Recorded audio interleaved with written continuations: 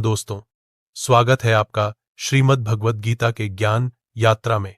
हम आज पहुंचे हैं अध्याय 1 श्लोक 3 पर। यहां पर मैदान में खड़ा है दुर्योधन और वो देख रहा है पांडवों की सेना जो पूरी तरह से संगठित, अनुशासित और युद्ध के लिए तैयार खड़ी है। अब दुर्योधन सीधा जाता है अपने गुरु द्रोणाचार्य के पास और क्या कहता है? पश्यतां पांडुपुत्रणामाचार्य महती चमूम व्यूढ़ां द्रुपद पुत्रेण तव शिष्येण धीमता। अर्थ, हे आचार्य, आप देखिए पांडवों की यह विशाल सेना जिसे आपके ही शिष्य बुद्धिमान धृष्टद्युम्न ने संगठित किया है। ध्यान देने वाली बात है, दुर्योधन ने आचार्य कहकर द्रोणाचार्य को संबोधित किया, एक सम्मानजनक शब्द, लेकिन इसके पीछे छिपा है एक तंज।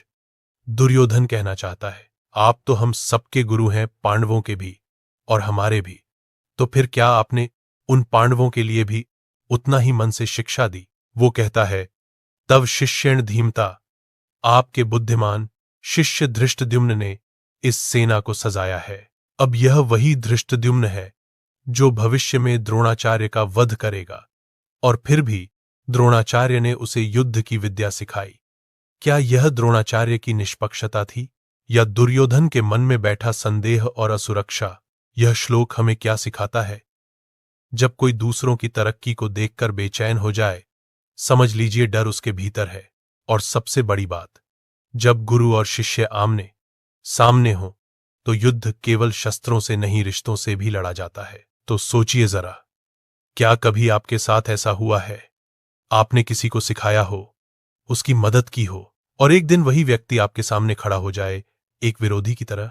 श्री भगवद गीता के अध्याय 1 श्लोक 3 में दुर्योधन गुरु द्रोणाचार्य के पास जाता है और कहता है, आपने जिस शिष्य को शस्त्र विद्या सिखाई वो आज आपको हराने आया है। और यहां से शुरू होता है वो मन का युद्ध, जहां मोह, पक्षपात और भय नीति और ज्ञान की परीक्षा लेते हैं। अगर आपके अपने ही आपको चुनौती दें तो क्या आप फिर भी निष्पक्ष रह पाते हैं? जहां मोह हो वहां समझ से चलिए, और जहां अंधेरा लगे वहां श्री कृष्ण का नाम लीजिए। जय श्री कृष्ण। अगर आपको यह व्याख्या पसंद आई तो वीडियो को लाइक करें, कमेंट करें और चैनल को सब्सक्राइब करें ताकि हम साथ मिलकर श्रीमद् भगवद गीता की पूरी यात्रा करें। नीचे कमेंट में लिखिए, जय श्री कृष्ण।